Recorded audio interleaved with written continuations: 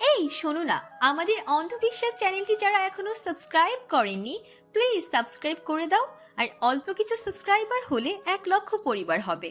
সবাই please subscribe এবং বেশি বেশি শেয়ার করে দাও প্লিজ। ছবির কাহিনীটা অত্যাধিক ফ্যান্টাস্টিক। শান্ত তাকালো, ভ্রু তুলে বলল, ওহ, ক্লান্ত আওড়ালো। চোপাটা বন্ধ করি, বসের কানে গেলে পুঁতে ফেলবে। নিপা বেগম স্বাভাবিক থাকার চেষ্টা করছেন। সারা রাত চোখের পাতা এক করতে পারেননি, চেষ্টা করেও এক ফোঁটা ঘুমাতে পারেননি। ভোর থেকে রান্নাঘরে টুকটুক করে কাজ করছেন। পরোটা বানিয়েছেন, পরোটার সাথে খাওয়ার জন্য মুরগি ভুনা করেছেন, সাথে আলু ভাজি, ডিম পোচ। রাজু চুপচাপ এসে বসেছে চেয়ার টেনে, মাথাটা নুয়ানো কেমন, একটা শব্দ করলো না। আজিজুল সাহেব আগে থেকেই বসে আছেন দৈনন্দিনের মতো। আজ আর হাতে সংবাদপত্র নেই, শূন্যে চেয়ে আছেন শুধু। নিপা বেগম ব্যস্ত হাতে রান্নাঘর থেকে নাস্তা এনে সাজাচ্ছেন টেবিলে। ঘড়ির কাঁটা ঘুরছিল 8টা 33-এ। রোজা তখনই বেরিয়ে এলো, পরনে ঢিলে ঢালা নাইট স্যুট, এলোমেলো চুল মাথার তালুতে খোপা করে রাখা। ওর চোখ সোজা গিয়ে পড়ল শান্তর উপর। দরজার সামনে দাঁড়িয়ে আছে সৈনিকের মতো।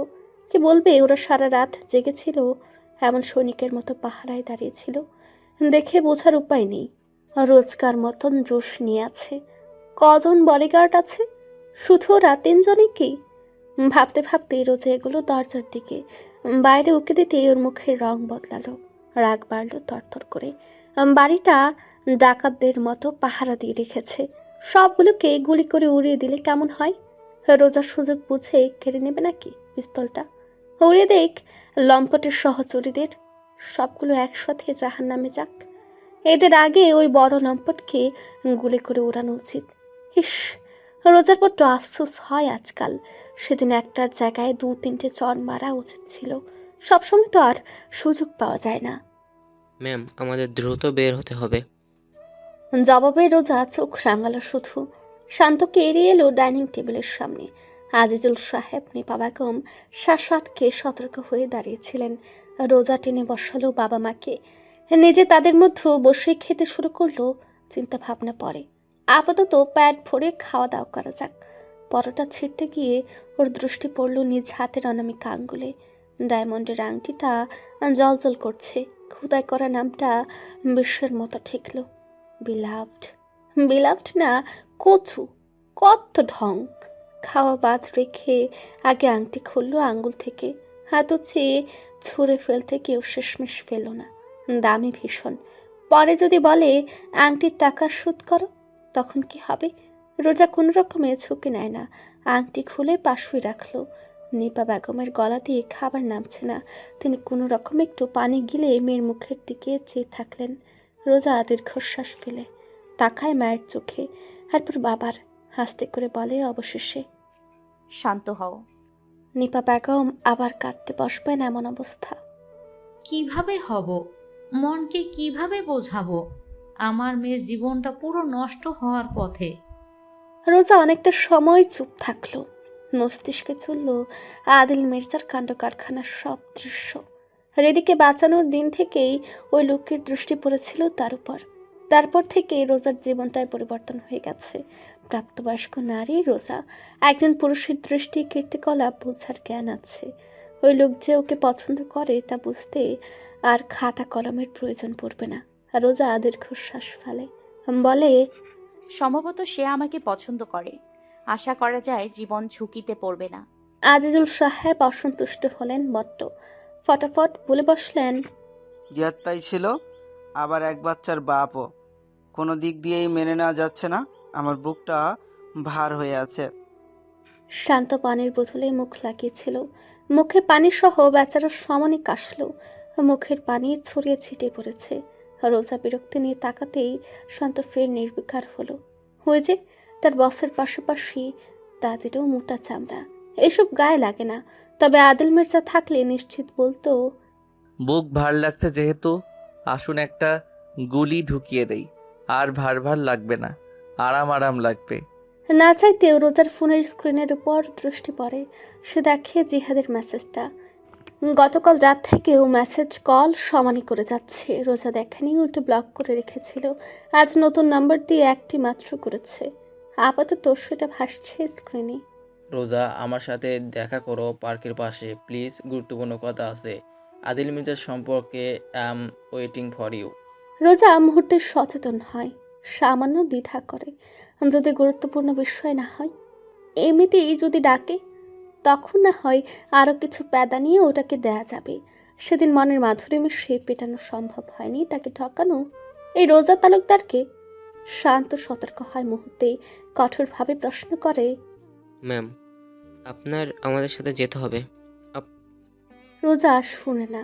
ও তৈরি হয়ে বেরিয়েছে, হাতে গাড়ির চাবি। শুধু ম্লান কণ্ঠে বলে, আমার একটু কাজ আছে, সরে দাঁড়ান। শান্ত সরে না, উল্টো স্বপন ক্লান্ত দুয়ার ব্লকড করে রাখে, বাইরে আদেশ ছুড়ে। গাড়ি স্টার্ট দে। রোজা ওদের খেয়াল করে ভালোভাবে। ওদের আচরণে অনেক পরিবর্তন দেখা যাচ্ছে, আগের মতো নেই। আগে জোরপূর্বক ধরে বেঁধে হলেও রোজাকে আদেশ মানাতে চাইতো, কিন্তু আজ ওরা দূরত্ব বজায় রাখছে। তাকানো দূরের বিষয়, কাছেও ঘেঁষছে না। দূর থেকে যা বলার বলে যাচ্ছে।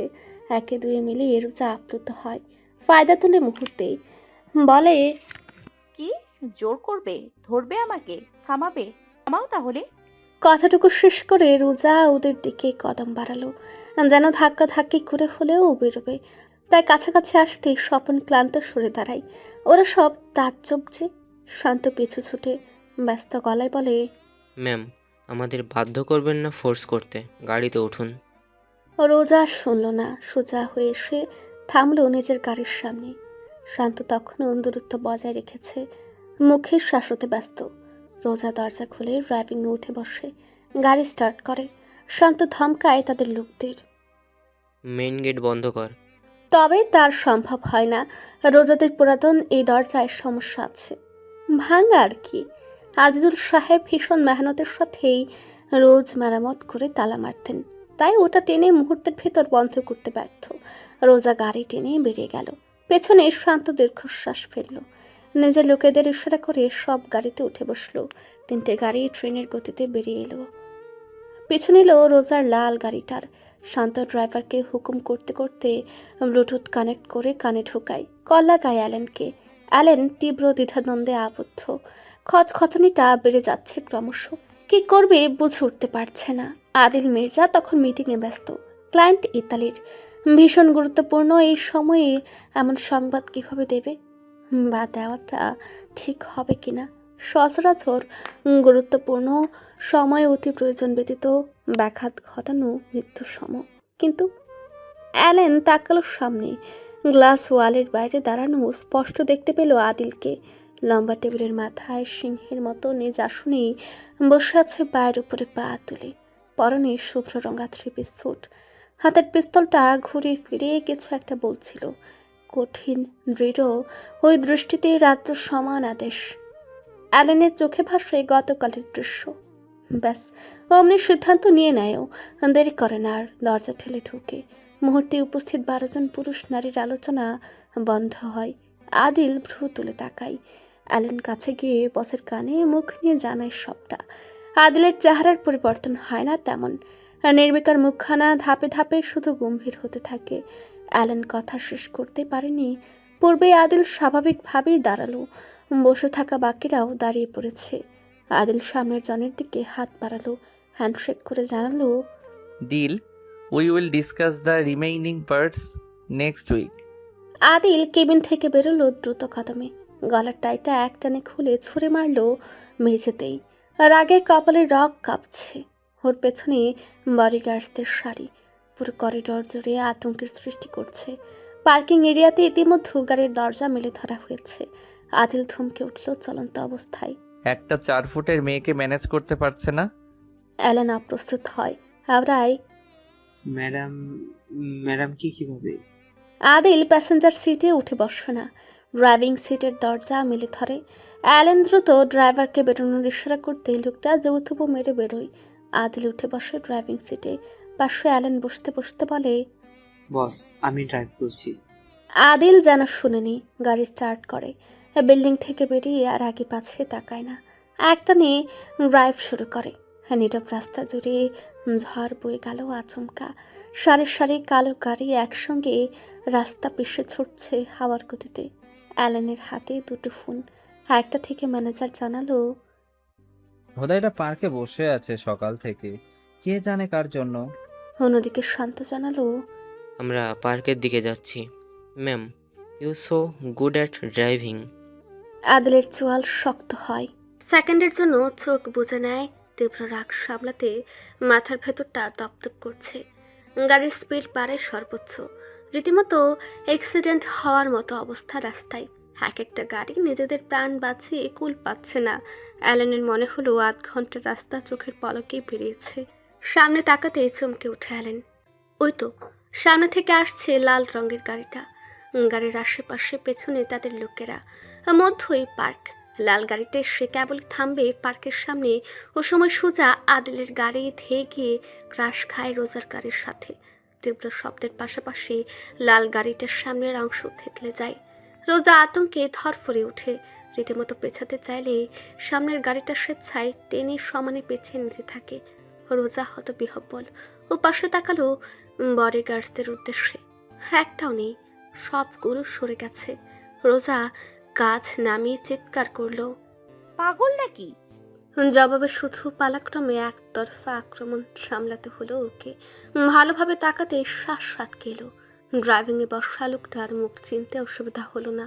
পুনরায় বিপরীত থেকে তীব্রভাবে আক্রমণ করতে স্টিয়ারিংয়ে থাকা রোজার হাত ভয় থরথর করে কাঁপল। ও পাশ কাটাতে চাইলে যেন আক্রমণ ধারালো হয়। অগত্যা রোজা গাড়ি থামাতে বাধ্য হলো, বেরোলো না। আদিলও গাড়ি থামিয়েছে।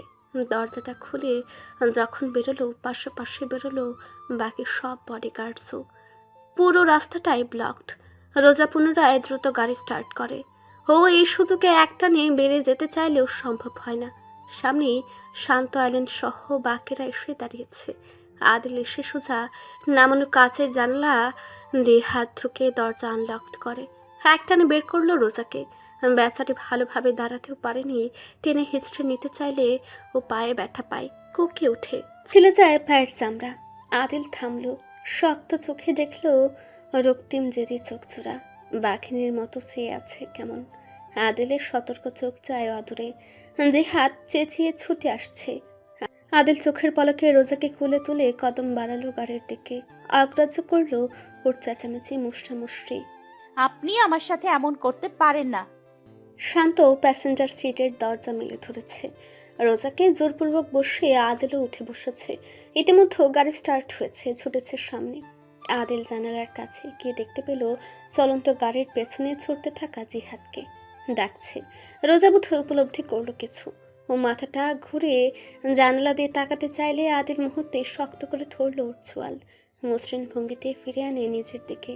ছলছল চোখে নিজের দৃঢ় দৃষ্টি মিলিয়ে বিড়বিড়িয়ে বলে, আমি সব পারি। জোর খাটানো সহ্য হয় না। সহ্য করে নিতে শিখুন। আমি আমার উপর জোর খাটাতে ভীষণ পছন্দ করি। And you are my non Mrs Adil. Roza চোখ রাঙালো, কিছু বলবে এর পূর্বে আদিল রুক্ষ ভঙ্গিতে ছাড়লো ওর চোয়াল, ধরলো ওর নরম হাতটা। অনামিকা আঙ্গুলে নেই তার দেয়া আংটি। আদিল নীরবে তাকায় শুধু, দৃষ্টি দিয়ে প্রশ্ন করছে। আর রোজা জবাব দেয় না, জেদ ধরে চেয়ে আছে। থমথমে নীরবতা ভাঙলো আদিলের অনুভূতির শূন্য কণ্ঠে। যেই আঙ্গুলে আমার দেয়া আংটি শোভা পায় না, ওই আঙ্গুল রাখার কি দরকার? কেটে ফেলি। রোজার চোখ দুটো বড় বড় হয়ে আসে, মুখটা হা হয়ে গেছে। সুর দ্বারা বেনামে ভয়ের স্রোত। ওর আতঙ্কিত মুখে চেয়ে আদিল হাতটা বাঁকিয়ে ধরল। ব্যথায় ভেজা চোখে জল জমল রোজার। ও রীতিমতো জানালার কাচের সাথে মিশে গেছে। আদিল ঝুঁকে আছে ওর উপর, শীতল গলায় প্রশ্ন করলো, আংটি কোথায়? জবাব না পেয়ে সঙ্গে সঙ্গে হাতের উপর ভয়াবহ জোর দিতেই রোজা কোকিয়ে আওড়ালো, গাড়িতে, আমার ব্যাগে। আদিল ছাড়ল না হাত। ওভাবেই রোজার মুখের উপর থেকেই ডাকে শুধু, শান্ত। শান্ত বুঝে নেই স্বপন রোজার ভাঙা গাড়িটা চালাচ্ছিল আদিলের গাড়ির পাশাপাশি।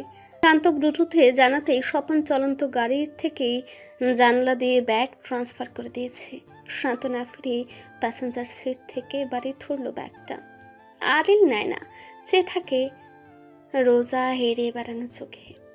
রোজার ইচ্ছে করলো মুক্ত বাম হাতে একটা চর মারতে গুন্ডাটাকে। অসভ্য কোথাকার। ও এক পলক চেয়ে বলে, ছাড়ুন। আদিল যেন শোনে না। অপেক্ষায় যেমন রোজা চোখ বুজে মেনে নেয় নিয়তি। লজ্জায় ওর মাথা কাটা যাচ্ছে। এমন জলদস্যুর বাহুতে আটকে থেকে হাত বাড়িয়ে নিল ব্যাগটা। মুক্ত বাম হাতে কোনো রকমে তারা ফুরোতে বের করলো আংটি। ধরুন আপনার আংটি, সরুন এবার। আদিল সরল না, তবে বেঁকে ধরা হাতটা ছাড়ল। স্বস্তির শ্বাস ফেলল রোজা। ওর হাতটা বোধহয় ভেঙে ফেলেছে। আদিল রুক্ষ ভঙ্গিতে চোখের পলকেই আংটিটা ফের পরে দিল রোজার অনামিকা আঙুলে। নেক্সট টাইম সোজা হাত কেটে ফেলবো। খাওয়া দাওয়া একরকম বন্ধই করে দিয়েছে মেয়েটা। কিছুতেই ওর মনোযোগ নেই। পছন্দের ডিজনি দেখতে অপারক। মরিয়ম বেগম দু পা ভেঙে বসলেন কান্নারত হৃদির সামনে। লিভিং রুমের সোফার এক কোণে যুবথুবু মেরে বসে আছে, দু হাতে ছবির ফ্রেম। ছবিতে হৃদি রোজার কোলে পুতুল জড়িয়ে বসে আছে। মরিয়ম বেগম ধরলেন ছোট কোমল হাত দুটো। মুক্তোর মতো চোখের জল গাল বেয়ে গড়িয়ে পড়ছে তখনও। সমানে ফুঁপে উঠছে একটু পরপর। মরিয়ম বেগম মাথা ছুঁয়ে শান্ত করতে বললেন, মিস রোজা আসবেন শীঘ্রই, হয়তোবা ব্যস্ত, এই জন্যই আসতে পারছে না। সে তো সবচেয়ে বেশি আমাদের প্রিন্সেসকে ভালোবাসে, কিভাবে না আসবেন। হৃদি গঙ্গে উঠল কান্নার মধ্য। স্নো হোয়াইট আর আমাকে চাই না। মরিয়ম বেগম অসহায় হন। কে বললো এমন? এও সম্ভব?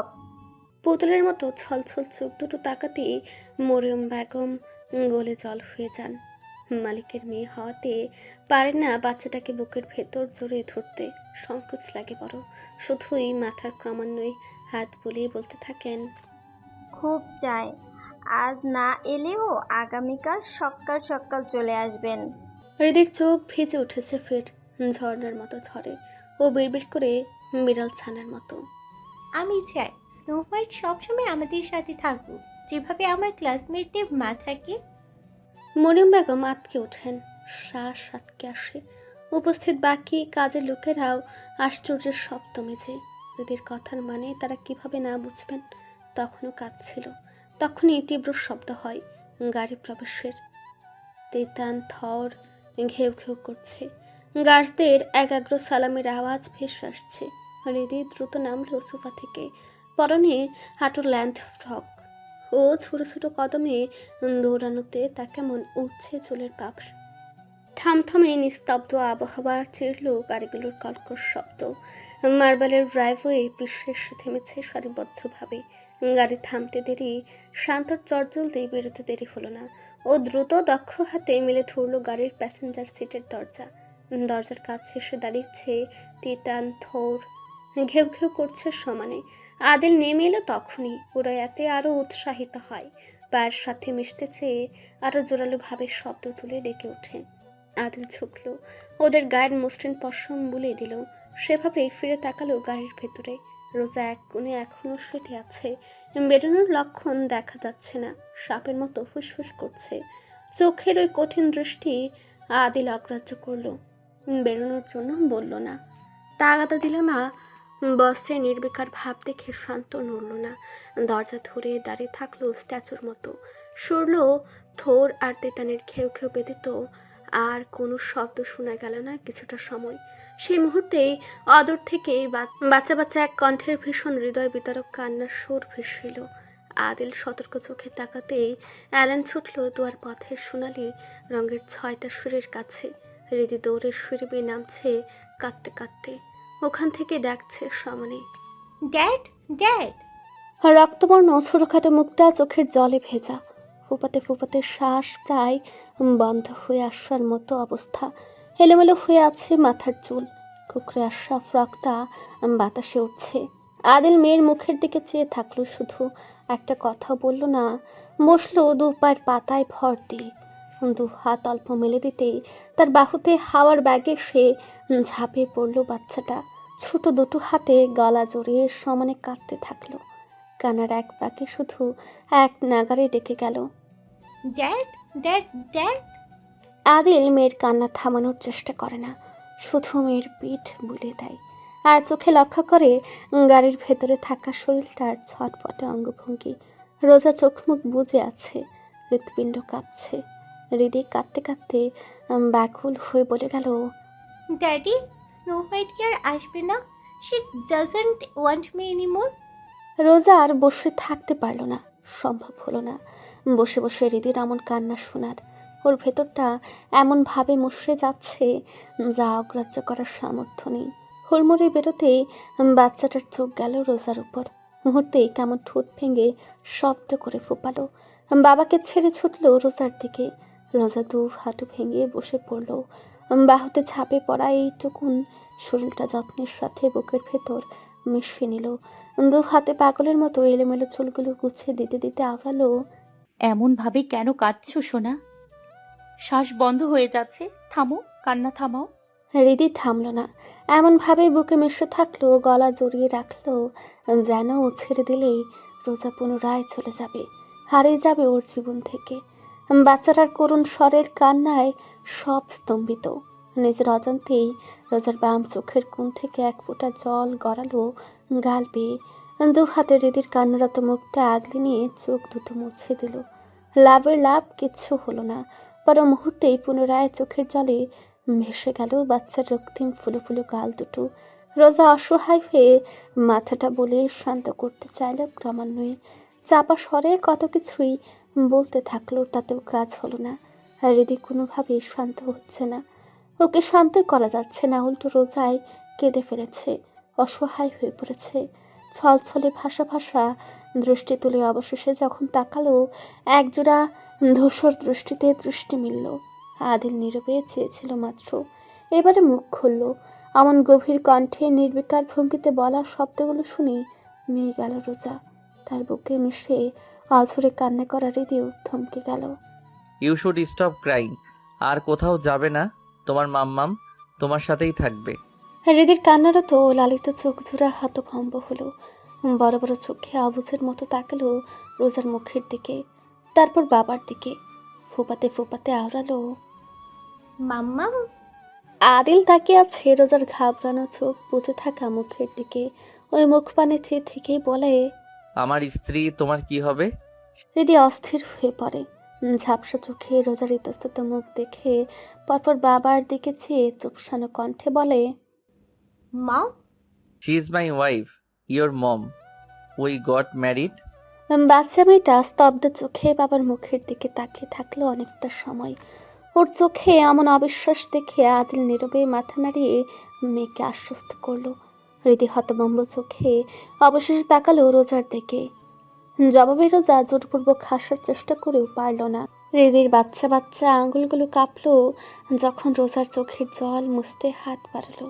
অস্পষ্ট দ্বিধাদ্বন্দ্বে জড়ানো সুরে আওড়ে ডাকলো, স্নো হোয়াইট। রোজা শান্ত থাকতে চাইল।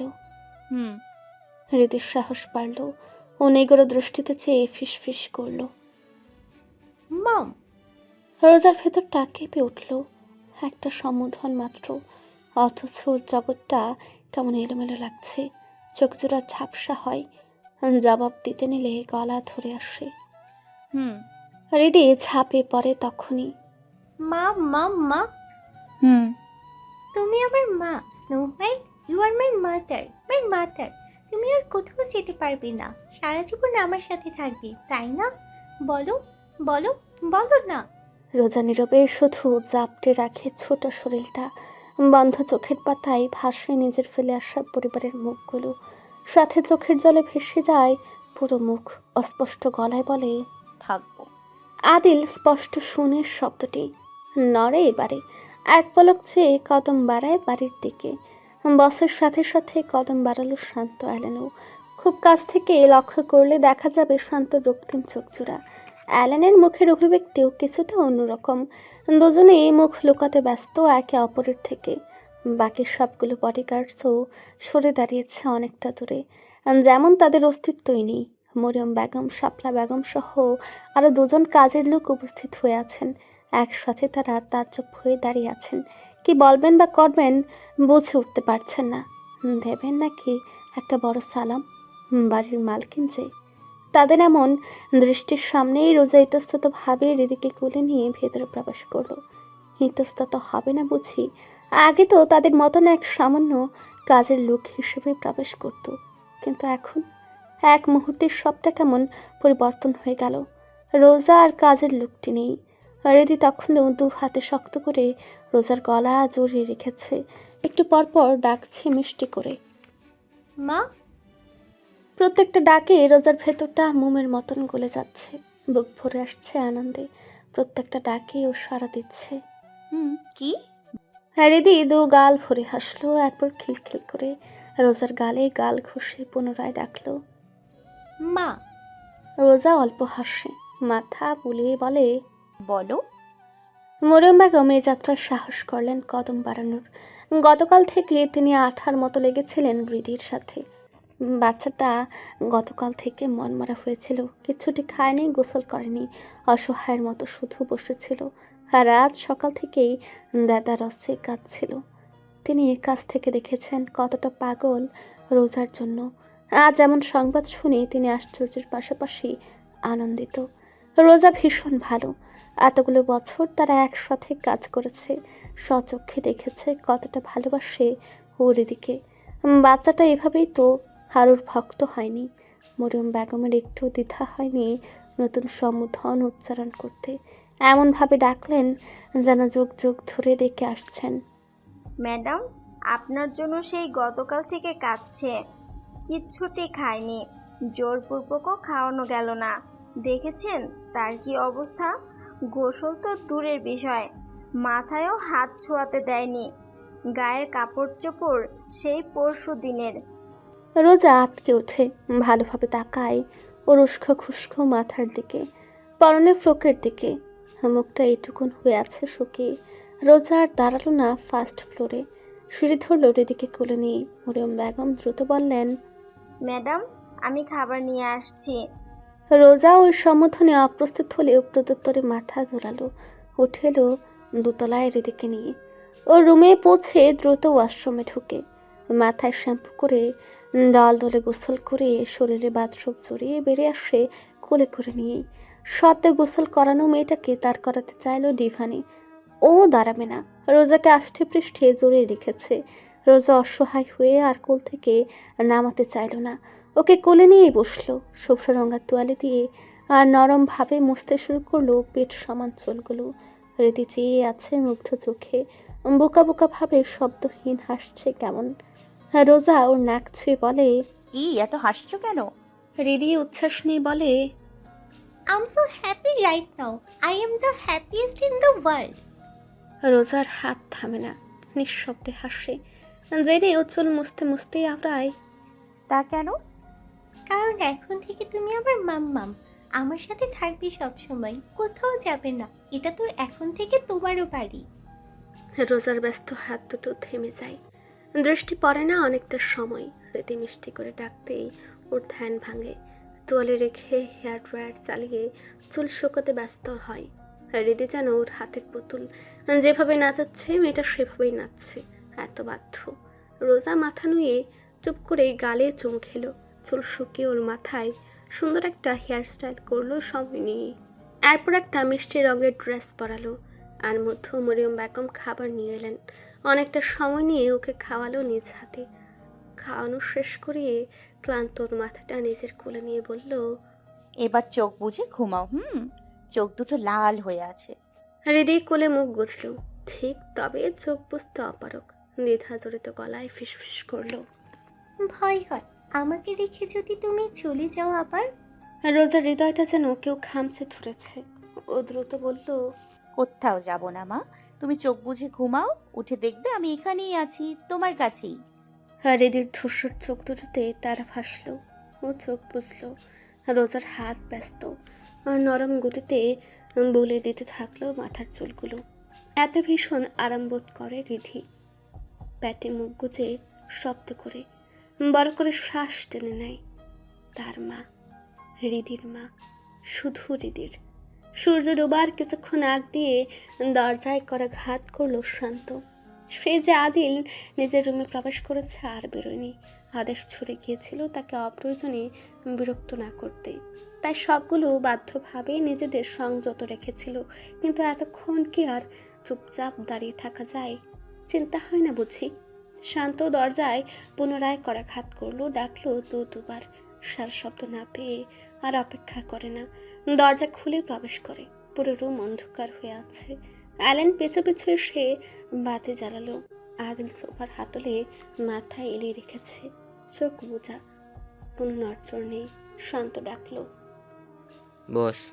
এই যাত্রায় আদিল কাতর স্বরে গুঙ্গালো। পুরুষালী শেষ সুর রুক্ষ জখমই তো শোনালো। অসুস্থতার সেই গুবনের সুরে পুরো ফ্লোর জুড়ে হুড়হুড়ে লেগে যায়। শান্ত হন্তদন্ত কদমে সে ছুঁয়ে দেয় আদিলের দুর্বল মাথা। ছুঁয়েও ঘাবড়ে ওঠে, পুরো শরীর মনে হয় পড়ে যাচ্ছে। ব্যস্ত গলায় ডাকে, বস। বস। প্রত্যুত্তরে আদিল শুধুই ঘুমালো কোনো রকমে। শান্ত দ্রুত হাতে খুলে পরনের কোটের বোতামগুলো, কোট খুলে আর পর ভ্যাস্টের বোতামগুলো এক এক করে খুলে শার্টের দুটো বোতাম খুলে শুয়ে দেয় সোফাতেই। অ্যালেন ইতিমধ্যেই ব্যস্ত হাতে ফোন বের করেছে। কল করলো আদিল মির্জার ম্যানেজার আনোয়ার খন্দকারকে। কল রিসিভ হলো মুহূর্তেই। অ্যালেন দ্রুত জানালো, বসের মাইগ্রেনের ব্যথা উঠেছে সম্ভবত, গায়ে তীব্র জ্বর। আনোয়ার খন্দকার তখনই বললেন, আমি আসছি ডক্টর, মোজাফফরকে নিয়ে। শান্ত তখন ব্যস্ত ভঙ্গিতে আদিলের কপালে নিজের রুক্ষ আঙ্গুলগুলো ঘষতে ঘষতে ডাকলো, বস। বস। জবাব এলো না, তবে আদিলের চোখ জোড়া নড়ল। ঘন ঘন শ্বাস ফেলছে, হিস করছে, খাঁচাবন্দি এক জখমিত সিংহের মতো। অ্যালেনের চোখ গেল আদিলের মুঠোবন্দি হাতের দিকে, যা ঝুলে আছে সোফার বাইরে। নিচে পড়ে আছে মানি ব্যাগটা। অ্যালেন মানি ব্যাগটা তুলল, রাখলো টি টেবিলের উপর। ঝুলে থাকা হাতটা সোফায় উঠাতে যেয়ে খেয়াল করলো আদিলের মুঠোয় কিছু আছে। অ্যালেন চেষ্টা করলো মুঠো খোলার। অনেকক্ষণ চেষ্টা করার পর এক পর্যায়ে খুলে গেল আপনা আপনি। পাতলা কাগজের মতো কিছু একটা উড়ে উড়ে পড়ল জমিনে। সেটা তুললো অ্যালেন। মুহূর্তে মুখের রং বদলে গেল। ওর মুখের অবস্থা দেখে শান্তর হাত থামে। ও নিজেই এগিয়ে এসে হাত থেকে নিল কাগজটা। থমকায় ওর দৃষ্টি। কাগজ না, ছবি। খুবই পুরাতন একটা পাসপোর্ট সাইজের ছবি। ছবিতে থাকা মানুষটাকে চিনতে শান্তর কিছুটা সময় লাগলো। এখনকার রোজার চেহারার সাথে হুবহু মিল নেই যে। কত বছরের আগের ছবি এটা। ছবিতে রোজা একটা ক্যাফের সামনে বসে আছে, খুবই ইয়ং দেখতে। গায়ে ওয়েট্রেসের অ্যাপ্রন, মাথায় ক্যাপ, চুলগুলো পনিটেইলে বাঁধা। একটা বিড়ালের মাথা ছুঁয়ে হাসছে। ঢুক গেল শান্ত। পাসপোর্ট সাইজের ছবির মতন সাদা কাগজটিও পাসপোর্ট সাইজেরই। পেছনের সাদা ফকফকে কাগজে ছোট ছোট অক্ষরে অনেক কিছু লেখা, অনেকটা বায়োডাটার মতো। হাতের লেখা চিনল শান্ত। হাতের লেখাগুলো আদিল মির্জার ম্যানেজার আনোয়ার খন্দকারের। ওখানে রোজার নাম, বাবার নাম, মায়ের নাম ধরে রোজা আপাতত কি করছে, কিসে পড়ছে তাও লেখা। শেষে ছোট করে লেখা, শি হ্যাজ আ বয়ফ্রেন্ড। 2 লাইনটায় কেটে দেয়া। তার মানে কি দাঁড়ায়? মিস রোজা এখানে কাজে এসেছে কিভাবে? আদিল মির্জার আদেশে? এতগুলো বছর এখানে কাজ করছেও তার ইশারায়? এসব প্রি প্ল্যান্ড করা ভাবতেই ও শিউরে ওঠে। শান্তর হাতটায় পড়ে যায়। ওর শরীরে যেন রুহু নেই। অ্যালেনের মুখের দিকে তাকালো। কথা বলতে চাইলে একটা শব্দও আসে না। অ্যালেনের অবস্থা অবশ্য শান্তর থেকে বেশ ভালো। ও সেদিনই বুঝেছে জল অনেক গভীর। শান্তর কাজ ছুঁয়ে চোখের ইশারে বোঝালো পরে বলবে। শান্ত ছবিটা রাখলো আদিলের পাশে, আর একটা শব্দ উচ্চারণ করলো না। পুনরায় গিয়ে বসের ভাঁজ করা কপাল মালিশ করতে থাকলো। ব্যস্ত হক চোখানো আনোয়ার খন্দকার পেছন পেছন এসেছেন ডাক্তার মুজাফফর উদ্দিন। তাদের দুজনার পেছনে স্বপন ক্লান্ত ধ্রুব আছে। আনোয়ার সাহেবের সেই ছুলে আদিলের মুখ। কেমন ভারত গলায় ডাকলেন, বস বস, আদিল। মুজাফফর সাহেবের শেষ সরে দিলেন চিন্তিত আধ বুড়োটাকে। মুখ বেঁকিয়ে নিজে ছুলেন আদিলের কপাল। মুহূর্তে তিনি ব্যস্ত হলেন আদিলকে নিয়ে। দুজনকে ইশারা করলেন আদিলকে বিছানায় শুয়ে দিতে। শান্ত আর অ্যালেন বসকে ধরে বিছানায় শুয়ে দিল। স্বপন দ্রুত খুলল পায়ের জুতো জোড়া, এরপর মোজা, গায়ের কমফোর্টার মেলে দিল অ্যালেন। পাশে বসলেন মুজাফর সাহেব। মুজাফর সাহেবের পেছন পেছন বেরিয়ে এসেছেন আনোয়ার সাহেব, তার পেছনে শান্ত, অ্যালেন, স্বপন আর ক্লান্ত তখনও থার্ড ফ্লোরে। মুজাফর সাহেব বেজায় বিরক্ত ওদের উপর। কি করিস তোরা? মনে তো হচ্ছে বস ঘুমায়নি ফর এ লং টাইম। মুখ নাই, রেস্ট করাতে পারিস না? আনোয়ার সাহেব ভ্রু নাচালেন অদ্ভুতভাবে, বললেন, এখন থেকে নেবেন? মুজাফর সাহেব থমথমে মুখে কিছুক্ষণ তাকিয়ে থেকে বাড়ির দিকে চেয়ে বললেন, শুনলাম বিয়ে করে নিয়ে এসেছে। আনোয়ার সাহেব মাথা তুললেন। শান্ত আর অ্যালেন চুপচাপ পাশে দাঁড়িয়ে থাকলো। মুজাফর সাহেব গাড়ির সামনে আসতেই দরজা মেলে ধরল। গাড়িটা মির্জাবাড়ি থেকে বেরিয়ে গেল ধীরে সুস্থে। এই যাত্রায় তাকালো শান্ত আনোয়ার সাহেবের দিকে। আনোয়ার সাহেব অবুঝ সাজলেন। অ্যালেন ফটাফট জিজ্ঞেস করলো, বসের হাতের ওই ছবিটা কত বছর আগে? তখন প্রিন্সেস। অ্যালেন পুরো কথাটা শেষ করে না। আনোয়ার সাহেব হাঁটা ধরলেন বাড়ির ভেতরে। তার দুপাশে শান্ত, অ্যালেন, গার্ডেনার ইলিয়াস উদ্দিন তখন ভেতর থেকে বেরিয়ে আসছিলেন তিতান আর থুরকে নিয়ে। দুটো ঢুকেছিল ভেতরে। তাদের পাশ কাটালেন আনোয়ার সাহেব। থমথমে মুখে সিঁড়ি বাইতে বাইতে মুখ খুললেন।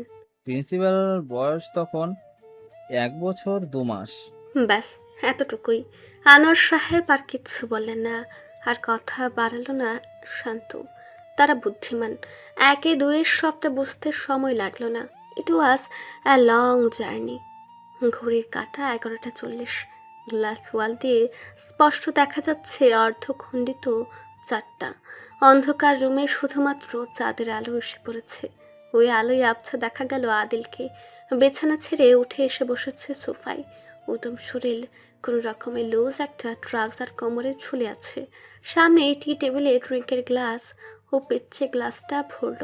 একটানে গলায় ঢেলে গুঙালো তেতুর স্বাদে। একটা সিগারেট ধরাতে ধরাতে মাথাটা এলিয়ে দিল হাতলে। জ্বলন্ত সিগারেট যখন ঠোঁটে ছোঁয়ালো, মাথাটা ভার ভার লাগলো।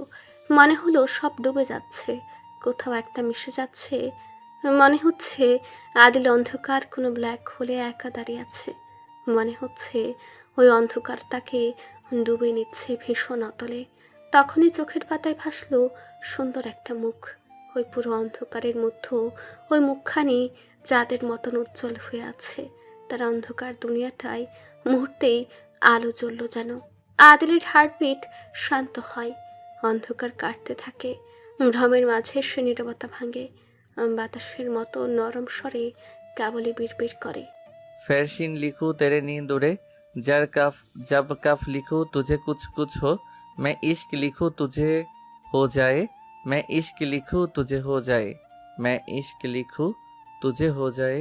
চাঁদটা ঠিক তালুকদার বাড়ির উপরে জ্বলজ্বল করছে। চাঁদের আলোয় আর মিহি বাতাসের স্পর্শে চারপাশটা ভীষণ আদরে লাগলেও ভেতরটা হয়ে আছে থমথমে নিষ্প্রাণ। চঞ্চল রাজু কেমন চুপসে গিয়েছে। সারাটা দিন পেরিয়ে এত রাত হতে চলল, অথচ ছেলেটা একটা কিচ্ছু মুখে তোলেনি। প্রায় নিত্যদিনে ঘুরে ঘুরে হাঁটতে বেরোতেন আজিজুল সাহেব। আজ আর ভদ্রলোক বাড়ি থেকে বেরোননি। সারাদিন রুমে বন্দি হয়েছিলেন। নিপা বেগম কিছুক্ষণ আগেই স্বামীকে জোরপূর্বক এনে বসেছেন ড্রয়িং রুমে। টি টেবিলে রাতের খাবারটা পরিবেশন করেছেন। চোখ রাঙিয়ে বোঝালেন খেতেই হবে। এরপর নিজ হাতে ছেলেকে খাইয়ে নিজেও দুমুঠো ভাত মুখে দিয়েছেন। খেয়ে চুলোয় চা বসেছিলেন আজিজুল সাহেবের জন্য।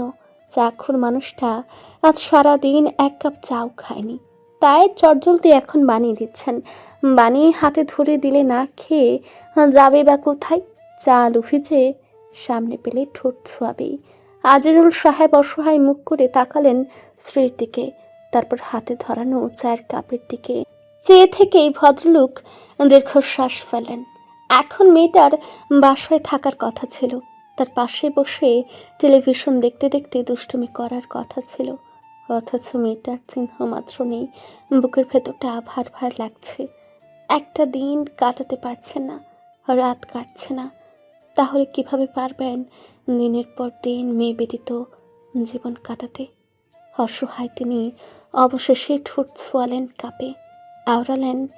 ঘরদোর কেমন ফাঁকা ফাঁকা লাগছে, মেয়েটার জন্য বড্ড চিন্তা হচ্ছে। নিপা বেগম ছটফট করছেন জানালার কাছে দাঁড়িয়ে। এ যাত্রায় পুনরায় জানালার পর্দা সরিয়ে এক পলক বাইরে তাকিয়ে ভালোভাবে দেখলেন, যেন নিশ্চিত হচ্ছেন। চিন্তিত কণ্ঠে বললেন, রোজার বাবা, বাইরে তো দেখছি এখনো কতগুলো গার্ড, ওরা এখনো কেন আছে? চমকে উঠলেন ভদ্রলোক। বললেন, কাল দিকে না সব চলে গেল, আবার আসবে কেন? বলতে বলতে ভদ্রলোক চায়ের কাপ রাখলেন টি টেবিলের উপরে। দ্রুত ক্লাচ ধরে কোনো রকমে উঠে দাঁড়ালেন। আওড়ালেন, যায়নি। রাজু ছুটে এসে দাঁড়িয়েছে জানালার কাছে। তাদের প্রধান ফটকের ওখানে কয়েকটি গার্ড এখনও পাহারা দিয়ে রেখেছে। আজিজুল সাহেব ওদের ভালোভাবে লক্ষ্য করেন। সবগুলোর হাতে বন্দুক। ওরা ক্ষিপ্ত ভঙ্গিতে তাক করে আছে কোথাও একটা। অসন্তুষ্ট হলেন আজিজুল সাহেব। এখনো এমন পাহারা দিয়ে রেখেছে কেন? কি সমস্যা ওদের? আমার মেয়ের জীবন নষ্ট করে ওর শান্তি হয়নি দেখছি। একটা বিহিত তো করতেই হয়। তোমরা থাকো ভিতরে, আমি গিয়ে দেখি। স্বামীর হাতটা চেপে ধরলেন নিপা বেগম। ভয়ার্ত দৃষ্টির ইশারা দিয়ে বোঝালেন আবারও তাকাতে। আজিজুল সাহেব বিরক্ত চোখে তাকাতেই আটকে ওঠেন। তাদের দুয়ার ভেঙে যে গাড়িগুলো ঢুকতে চাচ্ছে ভেতরে, তাদের উদ্দেশ্য অজানা, তবে শুভকর নয় তা বোঝা যাচ্ছে। ওইসব গাড়িগুলোতে থাকা ভিন্ন পোশাকের লোকগুলো এক প্রকার বাড়ি ধ্বংস করতে চাচ্ছে যেন। ওরা বন্দুকের গুলি ছুটছে ঠিক বাড়ির দিকে, আর তাদের ফটক পাহারা দিতে থাকা গার্ডগুলো প্রতিরোধ করছে সমানে। ওরা না থাকলে হয়তো বা ইতিমধ্যেই ভেতরে ঢুকে তাদের জানই মেরে ফেলত। গায়ের পশম দাঁড়িয়ে পড়েছে নিপা বেগমের। জাপটে ধরেছেন ছেলের শরীর। ইতিমধ্যেই গোলাগুলির তীব্র শব্দে কেঁপে উঠেছে তালুকদার বাড়ির ভূমি পর্যন্ত। দুজন গার্ড এসে দাঁড়িয়েছে তাদের বাড়ির বন্ধ দরজার সামনে। ওদের ছোড়া এক একটা গুলির শব্দে আজিজুল সাহেবের হাত কাঁপে। উনি চিৎকার করছেন, কারা ওরা? কেন হামলা করেছে? প্রত্যুত্তর করেনি কেউ। তবে আদিল মির্জার রেখে যাওয়া গার্ড কোনো সাধারণ গার্ড তো নয়। এই যে অজানা অচেনা প্রায় 2 গাড়ি ভর্তি লোকজন এসে হামলা চালালো তাদের সামলানোর জন্য আদিল মির্জা রেখে যাওয়া ওই 6-7 জনই কেমন যথেষ্ট। রক্তারক্তির এক তাণ্ডব চলল উঠোন জুড়ে।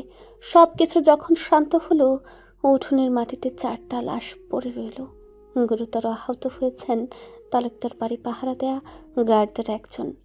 বুকে গুলি লেগেছে, ভরভর করে রক্ত বেরোচ্ছে। নিপা বেগম থরথর করে কাঁপেন ওই দৃশ্যে। কদম বাড়াতে নিলেও কেমন মিয়ে যান, তবু ঠায় দাঁড়িয়ে থাকতে পারেন না। এতক্ষণ ওরা তাদের সুরক্ষার চাদরে আগলে রেখেছিল, বাঁচানোর চেষ্টায় মশগুল ছিল। তাদের এতক্ষণ ধরে সুরক্ষিত রাখা একজন মরতে বসেছে, তা কিভাবে দাঁড়িয়ে দেখবেন? ভদ্রমহিলা ছুটলেন দরজার দিকে, থামাতে পারেনি আজিজুল সাহেব। নিপা বেগম দরজা খুললে বেরোলেন দ্রুত। ইতিমধ্যেই হয়েছে পড়েছে বাকিদের মধ্যেও। গুলিবিদ্ধ ছেলেটি পড়ে আছে উঠোনের মাটিতে। নিপা বেগম গিয়েই শাড়ির আঁচল দিয়ে চেপে ধরলেন ছেলেটার বুক। ভরভর করে বেরোনো রক্ত আটকালেন কোনো রকমে। ইতিমধ্যে গার্ডদের একজন গাড়ি ড্রাইভ করে কাছে এনেছে। ওকে হসপিটালে নেবে। গ্লাস শাওয়ার অ্যান্ড ক্লোজারের ভেতরে দৃঢ়ভাবে দাঁড়ানো পেটানো শরীরটা উন্মুক্ত, অবাধ্য, অসামাজিক। ওয়াল সিলিং শাওয়ার থেকে বৃষ্টির মতো ঝরছে কনকনে ঠান্ডা জল। ভিজে দিচ্ছে চওড়া কাঁধ, সুগঠিত বুক আর টান টান বাহু। চওড়া ডান কাঁধের বাজ পাখির ট্যাটুটা জলের স্পর্শে সতেজ হয়ে আছে। মনে হচ্ছে এই তো 2 পাখা ঝাপটে উড়াল দেবে। মেসি আন্ডারকাট দেয়া চুলগুলো চোখের উপরে লেপটে আছে। ধূসর রঙা চোখজোড়া আধবোজা। ঘন ঘন নেয়া প্রত্যেকটা শ্বাস প্রশ্বাসের সাথে গাঢ়ভাবে ওঠানামা করছে সুগঠিত উন্মুক্ত বুক। বেশ অনেকটা সময় নিয়ে দাঁড়িয়ে থাকলো ঝর্ণার নিচে। গ্লাস শাওয়ার অ্যান্ড ক্লোজারের দরজাটা আধ খোলা ছিল। বাইরে দাঁড়িয়ে ছিল শান্ত দৃষ্টি জমিনে। আদিল বেরিয়ে এলো এ যাত্রায়। ছন্নছাড়া ভঙ্গিতে গায়ে জড়িয়ে নিয়েছে কালো রঙের বাথরোব। শান্ত নির্বিকার মুখে বলল, রওশন আহত হয়েছে। আদিলের কদম থামল না। বিশেষ পরিবর্তন হলো না অভিব্যক্তির। অ্যালেনার চোখে বসের বিশেষ প্রতিক্রিয়া না দেখে নিজেই বলল, বুড়োটা মরতে না মরতেই আবারও শুরু করেছে। ম্যাডামের পুরো ফ্যামিলি মারার আদেশ দিয়েছিল সম্ভবত। আর কলের ওপর কল তো দিয়ে যাচ্ছে সকাল থেকে, জেনে গেছে বিয়ের বিষয়টা। আদিল শুনল, তবে সে বিষয়ে কোনো কথা বলল না, মতামত দিল না। শুভ্ররঙা তোয়ালে দিয়ে এলোমেলো ভঙ্গিতে মাথা মুছতে মুছতে অস্পষ্ট প্রশ্ন করল। কি করছে? শান্ত প্রশ্নের সাথে সাথে জবাব দিল, ম্যামের পরিবার ঘুমাচ্ছে আপাতত। ভয় পেয়েছিল ভীষণ। ভয় পেলেই বাকি, রাত হয়েছে, ঘুম তো আসবেই, তাই না? আদিলের ব্যস্ত হাত থামলো চলন্ত কদম। সে ঘাড় ফিরে তাকাতেই শান্তর বুকটা ছ্যাদ করে উঠল। ধূসর চোখে দৃষ্টি মেলাতেই মেরুদণ্ড বেয়ে ভয়ের শিহরণ ছুটে গেল। ও দ্রুত শ্বাস আটকে যন্ত্রের মতো বলে গেল, ম্যাম প্রিন্সেসকে ঘুম পাড়াচ্ছেন। সন্তুষ্টিজনক জবাবে আদিলের দৃষ্টি নড়ল কদম। বুক ভরে স্বস্তির শ্বাস ফেলল শান্ত। ওর মনে হচ্ছিল এই বুঝি বস ওর গর্দান কেটে ফেলল। অ্যালেন অবশ্য খুশি হয়েছে, একদম ঠিকই আছে। দেখছে না বসের মেজাজ খারাপ, তার উপর আবার ইন্টু পিন্টু খেলতে চাইলো কেন? কানের নিচে কয়টা বস দিলেই না হয় দারুণ হতো। খেয়েছে কিছু? আদিলের দ্বিতীয় প্রশ্নে থমকালো শান্ত। খেয়াল করলো রোজা সকাল থেকে কিচ্ছুটি মুখে তোলেনি, আর না দোতলার ওই রুম থেকে বেরিয়েছে। এবারে জবাবটা অ্যালেন দিল, খাইনি, মিসেস মরিয়ম এসে জানিয়েছিল। আদিলের কদম থেমেছে গিয়ে গ্লাস ওয়ালের সামনে। কপালে সূক্ষ্ম ভাঁজ পড়ছে, থমথমে মুখের চোয়াল শক্ত হলো আরো গাঢ়ভাবে। দৃষ্টি গিয়ে পড়ল সুদূর প্রধান ফটকের দিকে। বডিগার্ড সব একত্রে দাঁড়িয়ে। সম্ভবত কোনো ঝামেলা হয়েছে। শান্ত বিষয়টা লক্ষ্য করে মুহূর্তেই গম্ভীর মুখে দ্রুত বেরিয়ে আসে। পেছনে অ্যালেনও। আর রোজা অসহায় চোখে দেখলো তার বুকের মধ্যে ডুবে রাখা ছোট্ট মাথাটা। একটু পর পর মাথাটা উঠিয়ে চোরের মতো তাকাচ্ছে রোজার মুখের দিকে। দৃষ্টিতে দৃষ্টি মিললে দ্রুত চোখ জোড়া বুঝে নিচ্ছে। রিদি আজ সারাদিন রুম ছেড়ে বেরোয়নি, রোজার পাশ ঘেঁষেছিল। রোজা বসলে পিছু পিছু বসেছে, ও দাঁড়ালে পিছু পিছু দাঁড়িয়েছে। অনেকটা সময় ধরে মিহির স্বরে রোজা একটা গল্প বলছিল। গল্পটা সিংহ আর শিয়ালের। ঘণ্টাখানেক ধরে ওকে ঘুম পাড়াতে অনেক গল্পই বলা শেষ। গল্প একটার পর একটা শেষ হচ্ছে, অথচ এই মেয়ের চোখে ঘুম আসার খবর নেই। বিড়াল ছানার মতন বড় বড় চোখে চেয়ে আছে কেমন। ঘুম আসছেই না। হৃদি জোরালো ভাবে মিশে যায় বুকের সাথে। পিটপিট করে চেয়ে এইটুকুন গলায় বলে, আসছি। রোজা অসহায় হয়ে পড়ে। ঘন্টাখানিক ধরে শুনছি এই কথা। হৃদি ঠোঁট ভেঙে ডাকলো, মা। রোজা গলে গেল অমনি। দীর্ঘশ্বাস ফেলে আরো ভালোভাবে ওর শরীরটা বুকে জড়িয়ে ছোট নাকে ঠোঁট ছুঁয়ে বলল, কি কি বলতে চাইছো? হৃদি ফিসফিস করলো, আমি রাতে ঘুমালে তো তুমি চলে যেতে এই বাড়ি থেকে, তাই আমার ঘুমাতে ভয় হচ্ছে। I am scared. রোজা গভীরভাবে দেখলো ছোট পুতুলের মতো মুখটা। চোখ জোড়া ভিজে এলো। মনে পড়লো বাবা মায়ের কথা, ছোট ভাইয়ের কথা, আর নিজের বাড়িটার কথা। অসহায় অনুভব করলো বড্ড। ও চাইলেও যে যেতে পারবে না, আর সম্ভব না। ওর জীবন যে কখনো আগের মতো হবে না। সারাটা জীবনের জন্য অতপ্রতভাবে এই বাড়ি আর আদিল মির্জার সাথে তার নাম জুড়ে গেছে ভাগ্যের সাথে ভাগ্য।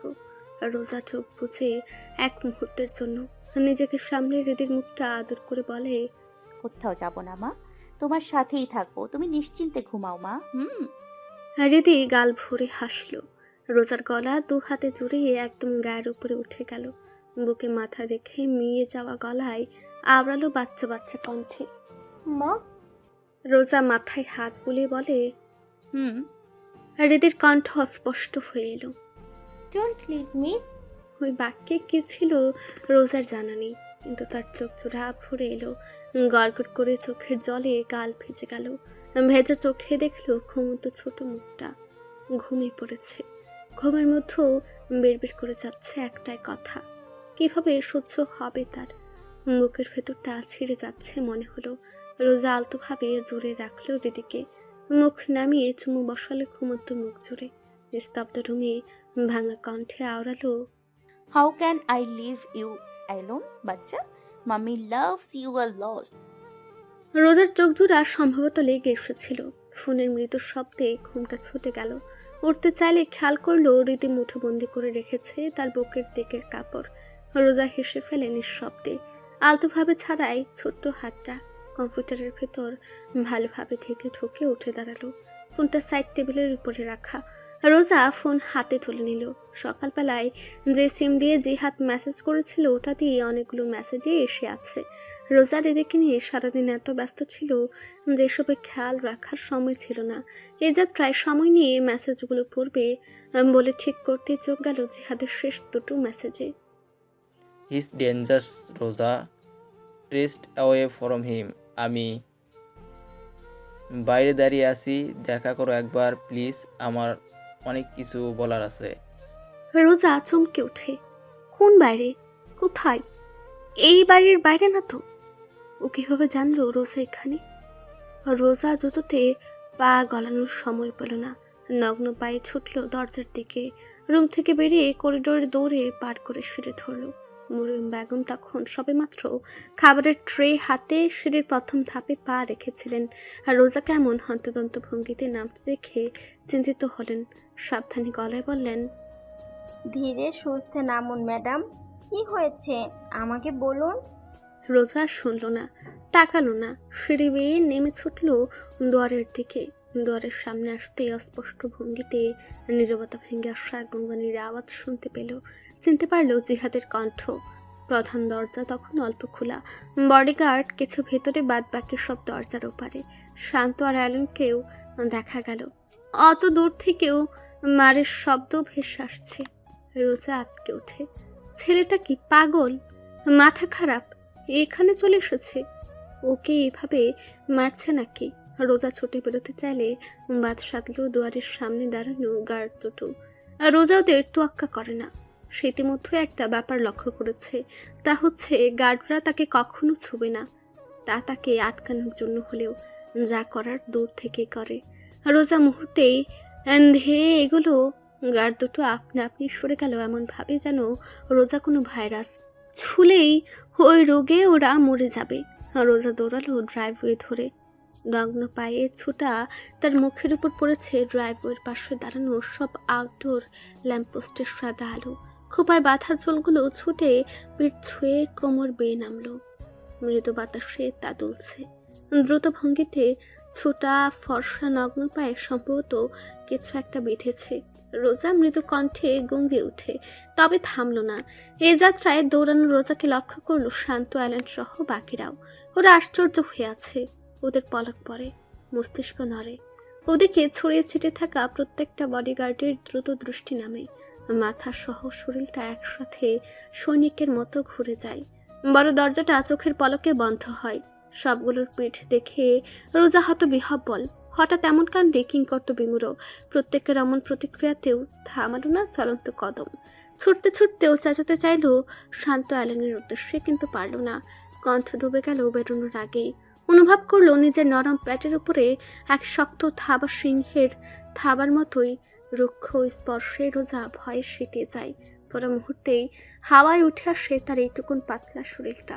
তার পিঠের সংস্পর্শে আসে এক শক্ত উন্মুক্ত বুক। রোজা চিৎকার দিয়ে ওঠে। হাত উঁকে মাথা ঘোরাতেই সাদা আলোয় ধূসরঙা চোখের দৃষ্টিতে দৃষ্টি মিলে। থমথমে গভীর স্বরে ওই কণ্ঠের এক একটি শব্দে রোজার মুখে আতঙ্কিত মুখে আধার নামতে থাকে। You wanna run from me? Run run run as much as you want. Run if you want. Rose, it won't save you. I will kiss you just like this.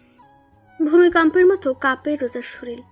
শক্ত হাতের ওই স্পর্শে হুমিয়ে যায়। শক্ত করে বোঝে নেয় চোখ জোড়া। কখনো স্পষ্ট ভঙ্গিতে ভেসে আসছে জিহাদের করুণ স্বর। রোজা অসহায় কণ্ঠে আওড়ায়, ওকে যেতে দিন প্লিজ, মারতে নিষেধ করুন, মারতে নিষেধ রোজা কথা শেষ করতে পারে না। যেভাবে হাতে থাকা বই উড়িয়ে আবারও হাতে রাখে, ঠিক ওভাবেই ওর জিরো ফিগারের শরীরটা এমনভাবেই মাটির উপরে রেখে ঘুরে নিজের বুকের সাথে মিশে নেয় আদিল। পার্থক্য, তখন রোজার পিঠ তার বুকে মিশেছিল। এ যাত্রায় উন্মুক্ত বুকের সংস্পর্শে আসে বুক। রোজার পুরো নারীর সত্তা কেঁপে ওঠে। ছলছলে দৃষ্টি তুলে যখন ও তাকালো, ঘাবড়ে গেল। এমন তীক্ষ্ণ চোখ জোড়া রক্তিম হয়ে আছে। যেন রক্ত বেরোবে। রোজার শ্বাস গলায় আটকে যায়। ওই দৃষ্টি থেকে দৃষ্টি সরানোরও সাহস পায় না কিছুটা সময়। এক পর্যায়ে দৃষ্টি সরালো যখন দু হাতে আদিলকে ঠেলে সরিয়ে নামতে ওই উন্মুক্ত বুকে হাত রাখলো। হাত জোড়াও কাঁপলো সঙ্গে সঙ্গে। কানের কাছে থাকা মুখ থেকে মৃদু ভারী শ্বাস আর নেওয়ার আওয়াজও শোনা গেল। রোজা লজ্জায় হাঁসফাঁস করে। ফের শুনতে পায় জিহাদের আর্তনাদ। দাঁতে দাঁত পিষে ওঠে। ওকে যেতে দিন। আদিল নির্নিমেষ চোখে চেয়ে থেকে অনেকটা সময় পরে আওয়াজ তোলে। শান্ত। শান্ত ফিরল না, ওভাবে ঘুরে দাঁড়িয়ে থেকে বলল, ইয়েস বস। গার্বেজটাকে সোজা গ্রামে ফেলে আসবি। বলে দিবি ওকে আমি ঢাকা শহরে দেখলে 10 হাত মাটির নিচে পুঁতে ফেলবো। Yes boss. রোজার পাপড়িগুলো কাঁপে থরথর করে। বাইরের মারধর থেমেছে, আর শব্দ আসছে না। রোজার শ্বাস প্রশ্বাস শান্ত হয়। আওরায়, ছাড়ুন ছাড়ুন। আদিল মনে হলো ওই কথা শুনল না। নির্নিমেষ চোখে দেখলো শুধু তার মুখের খুব কাছে থাকা সুন্দর মুখটা। রোজা আর চোখে চেয়ে রেগে যায় এবারে। মাঝপথে এমন বিশ্রীভাবে ধরে রাখার মানেটা কি? ব্যাস, ব্যাপার সেই মুখ দিয়ে এমন প্রশ্ন বেরোয় যা করে ও নিজে অপ্রস্তুত হয়ে পড়ে। আপনার চাই কি আমার কাছে বলুন তো? আদিলের জবাবটা ভীষণ সময় নিয়ে আসে। আমি কি চাই তা যদি বুঝতে অসুবিধে হয় মিসেস আদিল, তাহলে আমি করে বুঝিয়ে দেই ইন ডিটেলস। রোজা প্রত্যুত্তরে শুধু সাপের মতন মুষড়ে উঠল। আরো গাঢ়ভাবে স্পর্শ অনুভব করে পাথরের মতো থমকে গেল। ওর অবস্থা দেখে যাত্রায় আদিল অমন ফানুসের মতো পাতলা শরীরটা নামালো। নিজের পায়ে থাকা জুতা জোড়া খুলে ওই জুতোতেই পা রাখালো। রোজার ছোট পা জোড়া ভীষণ আনন্দের সাথে হারিয়ে গেল অমন ছোটখাটো গুহার ন্যায় জুতা জোড়ায়। তবে ও অপারক ওই জুতো পরায়। জুতো থেকে পা বের করে নগ্ন পায়ে ফের হাঁটা ধরল বাড়ির দিকে। 2 কদমও হাঁটতে পারেনি। পেছন থেকে ঝড়ের গতিতে আদিলের শক্তপোক্ত হাত জোড়া তার কোমর ধরে সোজা নিজের ডান কাঁধের উপর উঠেছে। রোজার অর্ধেক শরীরে ঝুলছে। ব্রাউন রঙের লম্বা চুলগুলো মাটি স্পর্শ করবে প্রায়। বেচারি আতঙ্কে বাকরুদ্ধ। সমানে নামার জন্য মুশড়ে করতে এক পর্যায়ে একটা শক্ত থাপ্পড় এমন জায়গাতে পড়ল যে রোজা থতমত খেয়ে ওঠে। মুখ হা হয়ে আসে, পুরো মুখ রক্তিম হয়ে যায়। চিৎকার করে ওঠে বিবেক ফিরতেই। লম্পট কোথাকার! আদিল বেশ নির্বিকার ভাবে শুনল। এমনভাবে হাঁটছে যেন স্লো ওয়াকে বেরিয়েছে। রোজা লজ্জায় হাঁসফাঁস করে তাকায় সামনে পেছনে। কেউ তাকিয়ে নেই। তারপরও লজ্জায় অসহায়ে ওর দম বন্ধ হয়ে আসছে। এ যাত্রায় চোখ পড়ে যে কাঁধে ও আছে ওই কাঁধে একটা ট্যাটু, এখানটাই। কি ভয়ঙ্কর দেখতে! অমন এক অস্বাভাবিক দৃশ্যে মরিয়ম বেগম এতটাই দ্রুত গতিতে মাথা নোয়ালেন যে ঘাড়ের রগে বিশ্র এক টান লাগে। ব্যথায় দম বন্ধ হয়ে এলেও তার অভিব্যক্তির পরিবর্তন হয় না, নড়েন না এক চুলও। তার এমন শিথিল শরীরে প্রথমে চোখ গেল রোজার। দেখলো রান্নাঘরে রোদেকে আর 2টো মাথা নুয়ে আছে। ব্যাস, মুহূর্তেই লজ্জা গাঢ় হয়। চোখ মুখ বুঝে ফেলল শক্ত করে। অনেকক্ষণ ধরে ও বোয়াল মাছের মতো মুষড়ে ছিল। সুযোগে ওই প্রশস্ত শক্ত কাঁধে 2টো ঘুষিও মেরে বসেছিল। এতে কাজের কাজ কিছু তো হলোই না, উল্টো ওর সাথে ভীষণ এক অন্যায় হয়ে গেল। এমন এক বিশ্রী কাণ্ডের ভুক্তভোগী হয়ে যে রাগে দুঃখে কেমন শরীরটাই আটসাট হয়ে এলো। একজন পুরুষ মানুষ কতটা লম্পট দুশ্চরিত্রের হয়ে থাকলে এমন একটা কাজ করতে পারে? রোজা ভয়ে আর নড়ারই সাহস সঞ্চয় করতে পারল না। দাঁতে দাঁত পিষে শুধু পড়ে রইল প্রশস্ত কাঁধে। আদিলের নেয়া প্রত্যেকটা দৃঢ় কদমের সাথে ওর প্যাট গাঢ়ভাবে ছুঁয়ে গেল নগ্ন কাঁধটা। প্রত্যেকটা স্পর্শে তরতর করে বাড়ল রোজার রাগ লাজ। কি একটা কামড় বসিয়ে দিবে, এক টুকরো মাংস ছিনিয়ে নেয়ার মতন করে। কিন্তু কামড়টা ভীষণ এক গভীর কাতর ব্যাপার। রোজা মোটেও নিজের ঠোঁট মুখ এই লম্পটের ধারে কাছেও নিতে চায় না। এই পর্যায়ে ওর কণ্ঠ জেদ ভেঙে অসহায় হয়ে এলো কেমন। নামান আমাকে, নামান প্লিজ। আদিল শুনল না, নামালো না, উল্টো সিঁড়িতে পা ফেলল। এবারে ভীষণ দ্রুত গতিতে উঠছে। আর রোজা চটজলদি ভয়ে খামচে ধরল শক্তপোক্ত কাঁধ। পরে মুহূর্তেই উপলব্ধি করলো হাতের তলায় থাকা উত্তপ্ত নগ্ন শরীর। কি বেলাহাজ পুরুষ মানুষ! উদম শরীরে নাচতে নাচতে চলে এসেছে, পরনে কোনো রকম একটা প্যান্ট।